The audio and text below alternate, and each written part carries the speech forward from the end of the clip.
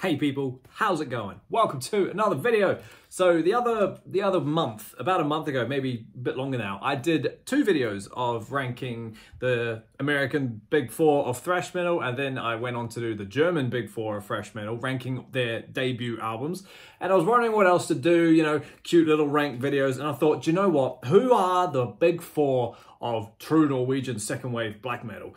And I hummed and hawed, and I was like, do you know what, there's more to it than just the big four. There's like the big six, essentially. So this video, as you can see by the title, we are taking the big six of true second wave Norwegian black metal and ranking their debuts, which also include, well, yeah, it's 5 debuts plus A Blaze in the Northern Sky from Darkthrone, because obviously A Soulside Journey isn't a black metal album, it's a death metal album, but A Blaze in the Northern Sky is considered one of the more important albums and statements in true Norwegian black metal. So obviously we have to include it. So yeah, we're ranking 5 debut albums as well as A Blaze in the Northern Sky. So we're tackling A Blaze in the Northern Sky. We're going to also tackle Immortal's Diabolical Full Moon Mysticism. We're tackling Bosom self-titled. We're tackling Emperors in the Nightside Eclipse. We're tackling Gorgoroth's Pentagram and Mayhem, De Mysterious, De Satanis. So yeah, I love all these bands. I love all their stuff. So this was actually quite hard, not gonna lie. But obviously someone has to win. So let me know down below what your take on your favorite black metal debut is. You know, is it Darkthrone? Is it Emperor? Is it Mayhem? You know, get the conversation going like we do. So yeah, we've got 6 debut albums to get through, 5 plus Blaze. So without further ado, let's just get straight into it, eh? So coming in at the bottom, coming in at number 6 is an album, but probably the reason it's at 6 is because it's the album that I've had least to do with. Do you know what I mean? I've only recently, like within the last year, really listened to this album, so it doesn't have as much of an impact on me, should you say, as much as all the others. And unfortunately, I'm talking about Emperor's debut album, In the Nightside Eclipse. This one was released in February 21, 1994, so 30 years next year. Exciting stuff. This album is fine. This album is great. This album is brutal. It's sort of the pioneer of the whole symphonic black metal thing, which Filth, Cradle of Filth, obviously known for, Dimmu Borgir, stuff like that. It's definitely, you could say it's definitely like the left field wild card in amongst everything else that comes in. That also might be why it's at the bottom, because it's a very heavy symphonic album compared to everything else, which is just true dark and cold. But nevertheless, it's still it's a statement in the early Norwegian scene, and like I just said, it completely started the whole, hey, we can sound raw and talk about Satan, as well as, you know, having orchestra elements behind it. It's just keyboarded stuff, and it's quite simple keyboard stuff. They just outline simple chord changes and stuff, but it really hones it in and just makes it a lot more of an epic sound. So like I said, it's still a good album. It's a long album, roughly. It's like 50 minutes long, and it is very filthy, I'll say. Like, the vocals are very, you know, high register screeches, like, you know, what we like from black metal stuff. And it's just all the songs are quite longer, I should say. You know, the first song, if you don't include the intro track is 50 seconds, and then you get an 8-minute song, which is Into the Infinity of Thoughts, which was amazing. Don't get me wrong, it's a fantastic opening. The drums in this stuff are insane. The guitar melodies and the haunting melodies that come off this album are just absolutely disgusting. It's amazing. But yeah, Into the Infinity of Thoughts, I thought was amazing. The Majesty of the Night Sky, and also the cult classic, I Am the Black Wizards. I Am the Black Wizards. So I was about to say King at the end of that, but yeah, I've known that song for years. But yeah, honestly, it's such a hard, powerful, cool. It's a cool album. But unfortunately for me, it does fall short, and it has to, for me, it just has to go to the bottom. I haven't had much to do with Emperor, or, you know, but like, we're getting into them slowly. So yeah, number 6, In the Nightside Eclipse. Coming up next is the debut that's not a debut. It's Darkthrones, A Blaze in the Northern Sky. This comes from 1992 and is very, very important. It's quite amazing when you realize that this is 1992. Everything else everything else virtually comes after this, minus the Burzum debut. I'm not sure, but you get what I mean. This is, in my opinion, this is the album that sort of started it. Do you know what I mean? It's really, really, well, you know, obviously Mayhem were around by 1992. They just hadn't really released a full album yet. But do you know what I mean? This was just like such a pinnacle and such a hard, brutal release of true cold black metal. It's just disgusting. But as awesome as it is, yes, I have put it in at number 5. I ranked all of Darkthrones' catalogue about a year ago now. I put this one at number 4. I do prefer Under a Funeral Moon and Transylvanian, and one other that is my number 1, but I won't tell you unless you want to go watch that ranking. So yeah, this one is cold, and this one is grim, and it's scary, and it's just awesome. I can never say this word. Catharian Life Code. I always have to look at that. Is a fantastic opener. It's a 10-minute satanic chant that you can immediately tell is something different from what we've heard on Soulside Journey. Soulside Journey, by the way, was fantastic anyway. Yeah. In the Shadow of the Horns is just an absolute fantastic song. It's pretty much a staple. Do you know what I mean? It's everyone's top, it's in everyone's top 3, top 5 Darkthrone songs. It's absolutely fantastic. Pagan Belial is great. Where Cold Winds Blow, just brutal stuff. The title track, A Blaze in the Northern Sky. It's absolutely amazing. This is nowhere near a bad album. None of these are bad albums. Debuts are very important, and as debuts go, you know, Soulside is very important, but this Sophmore release is just like that. It's ridiculous. I love it. I do genuinely still love this album so much, and if you haven't heard it, please go check it out. It's so, look at the, you can just tell by the album cover as well that it's just brutal and dark and scary and raw, and just, you know, look at them. They look like demons. It's absolutely disgusting, but it's amazing. But yeah, unfortunately not my favorite black metal debut. So yeah, number 5, Blaze in the Northern Sky. Number 4 is everyone's favorite metalhead, Burzum, however you want to say it. We'll just say Burzum because I'm lazy. This is the self-titled Burzum album from, I was going to look up when this came out. 1 second, bear with. Okay, so Burzum came out in 1992 as well, so on par with, what do you call it, A Blaze in the Northern Sky in terms of, like, you know, time frames and whatnot. This is a one-man band project and absolutely fantastic. It's probably the rawest and scariest and just downright brutal album on this list. One of the few probably albums that I own as well.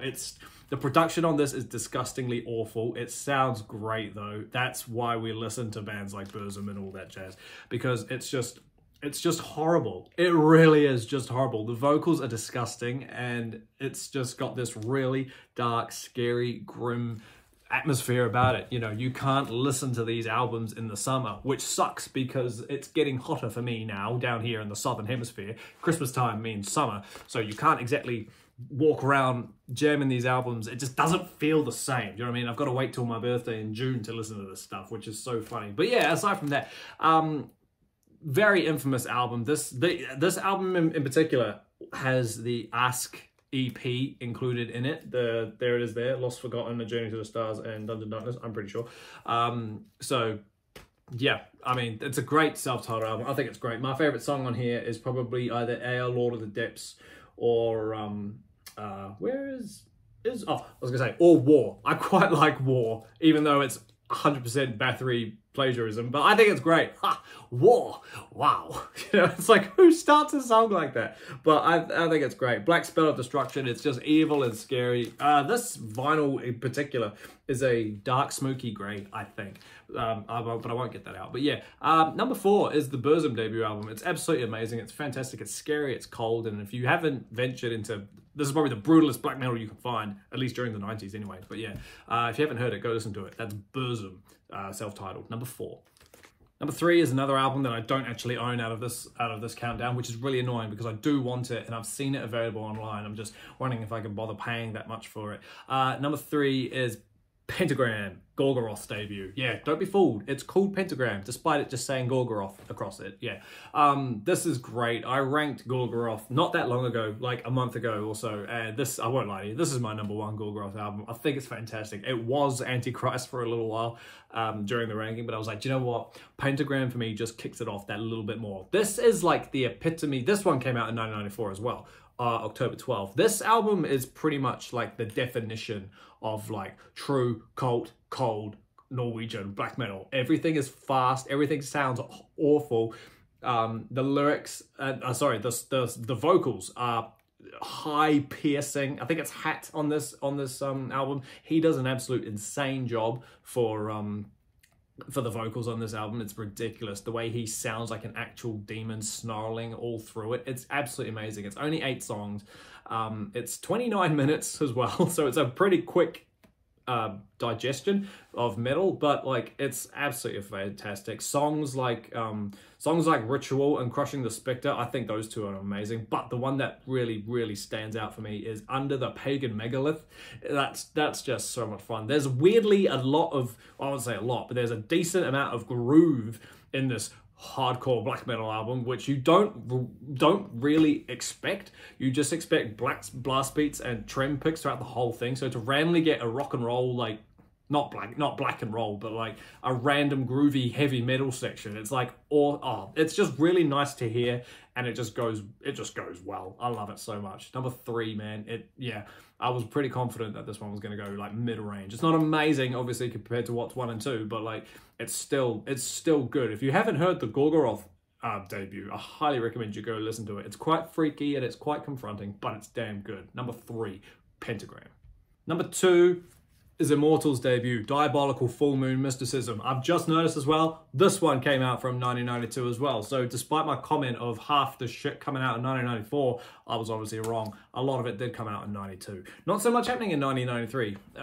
But anyway, number 2, Full Moon Mysticism. It's absolutely amazing. For one thing, the album cover itself, it's if not better than A Blaze in the Northern Sky in terms of album covers. Like, A Blaze in the Northern Sky is iconic and simple and scary and whatnot. This is like, it's almost like a power metal album cover gone scary. Do you know what I mean? It's a bit like, you know, with the man breathing fire. It's like, the only thing this needs is a dragon in the background, and you could have a power metal album cover. However, this is, you couldn't get more further away than power metal. However, though, having just said that, I've always said that that Immortal, the band Immortal, are the product of power metal and black metal having a baby. At least in later albums. Maybe not so much on this album, because this is their truest, cultist, Norwegianist, black metalist album.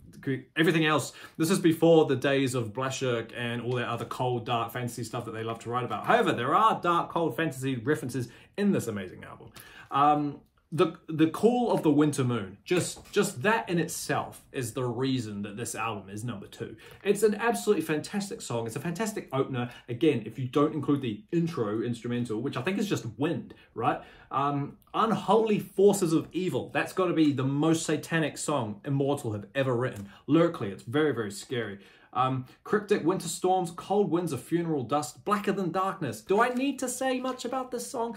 These albums? What? These songs? Listen to the song names, guys. It's just fantastic. A perfect vision of the rising Northland. You know, that sounds, again, like a power metal song, but it also sounds like a Bathory worship album as well. We're sort of getting, what do you call it? We're sort of getting blood, fire, death vibes. At least that's the kind of angle I'm getting it. It sounds nothing like Blood, Fire, Death. I'm just saying it could be inspired by that kind of vibe. It's great.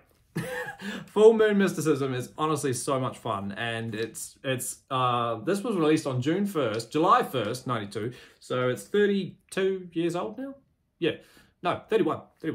And it still sounds great. It still sounds raw and timid, just like all the rest of these albums. It doesn't sound as bad as Burzum or anything like that, but it definitely has its place in the black metal community genre thing. It's absolutely fantastic. If you've only heard At the Heart of Winter, or what's that other one? Battles in the North, or fucking Sons of Darkness, or whatever it's called, go listen to the debut. It's really good. It's so much fun, and it's a lot more black metal than the power metal-esque, but you know what I mean when I say that. Yeah, fucking number 2, Immortal, Diabolical Full Moon Mysticism. Great name as well. Come on, guys. Yeah, you feel a bit funny putting this one at number 1, because it's almost like, god damn, could you be any more predictable? But at the same time, it's number 1 because it's amazing. Fucking Mayhem, De Mysteris, Dom Satanis. It's the coldest, blackest metal just ever. Take away the Mayhem story and all that jazz, and you are left with a damn great album. Yes, everything that happened before it was absolutely iconic and just made Mayhem way more famous than they needed to be. However, the album with all the music on it still lives up to, like, it still lives up to the name. Do you know what I mean? This is the darkest, coldest album ever. And maybe because of the history that surrounds it as well is what kind of adds to the eerie atmosphere of everything that comes off this album. If you've never heard of Mayhem, I can guarantee you, you've heard of Freezing Moon. If I was Necro Butcher, I'd be very, very fed up playing that song. But still, we love it and we still play it today. It is the black metal Paranoid. It is the black metal Iron Man. Everyone knows it. Everyone hears it. Even if you're not a fan of black metal, you've probably got Freezing Moon on your playlist. Aside from that, unlike every other album on this list, the vocals on this album are completely different. They're not high-pitched squealing. They don't sound like demons throwing up blood. If anything, it sounds more... Someone used the word operatic once describing Attila's vocals, and I was like, interesting. I get why he said that. I don't know if I agree with that term exactly, but I get the angle as to why he may have said that.